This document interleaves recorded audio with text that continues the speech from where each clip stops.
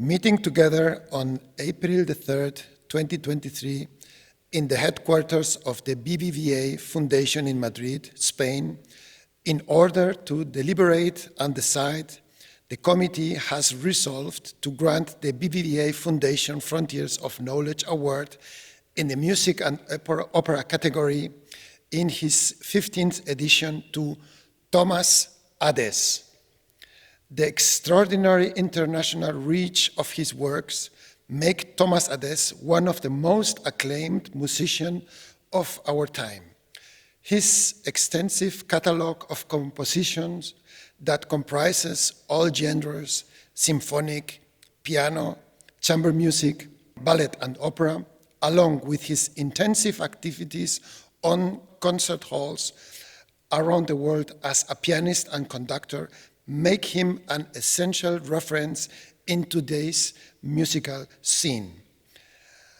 Adès has a deep knowledge of the Western musical tradition and also incorporates elements from the most diverse musical sources.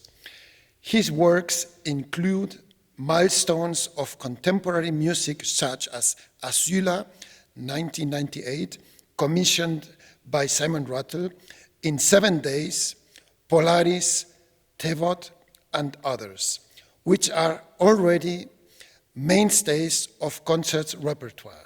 His operas, Powder of Her Face, The Tempest, and The Exterminating Angel, based on the film by Buñuel, have been programmed with great success at the Met after their premieres in London and the Salzburg Festival.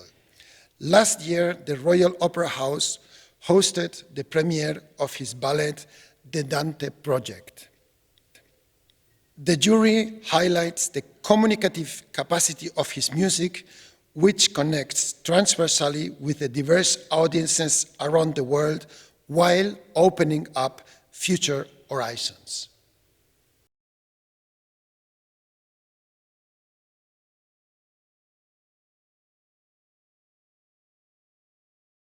The jury has highlighted the communicative capacity of your music, which connects transversely with diverse audiences around the world. Would you say that you have achieved this by balancing the rational or intellectual dimension of your music with an appeal to the emotions? Well, when I'm working, I just work mostly by instinct, and it's a way of sort of survival to get from one point to the next. So if I'm balancing sometimes what you might call rational ideas or processes with instinctive things, that may be how it seems from the outside. I'm just obviously very moved and touched that this has been felt by listeners, by others, and this kind of recognition is very rare and very encouraging, inspiring in our field. Do you think that your capacity to communicate with broad audiences is also derived from your ability to incorporate diverse musical resources into the classical tradition, or the other way around through a reinterpretation of the classical genres and pieces such as chaconne or a waltz, and making them part of the contemporary culture? Well, I like my music to be timeless and, if you like, free of place or time, and free.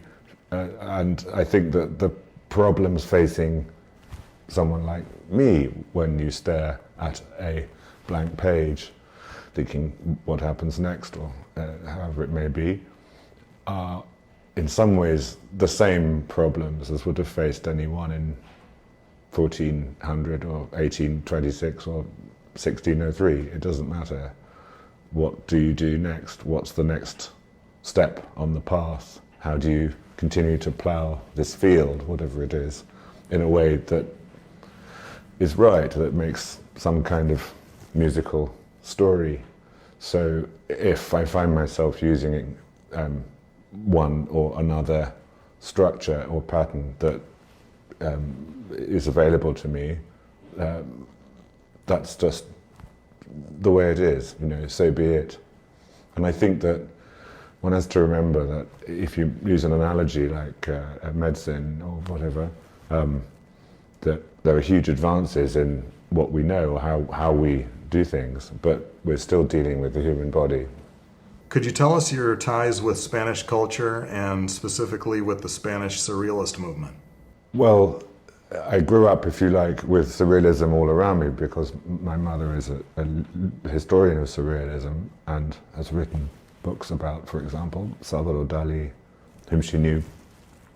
And it struck me today that actually the first time I ever saw any land that was not the island on which I was born, Great Britain, was Spain. We got a boat when I was a very small child in the mid-1970s across the Bay of Biscay, and there was Bilbao. It was the first time I'd seen another land. So I mean, for a small boy, for a small child, that I suppose means Spain in some ways always was the archetypal island or another place on the horizon. And that might be, you know, when I'm working, what I think to myself always is I want to find new lands, or if you like, set sail towards the horizon, towards a new horizon in the work I do. So it may be that at some level Spain is the kind of archetype of that for me still. You have composed pieces that have been performed by some of the most important orchestras around the world, and you have also conducted them. What differences do you find between these two roles as a conductor and as a composer, and how do they enrich you as a musician?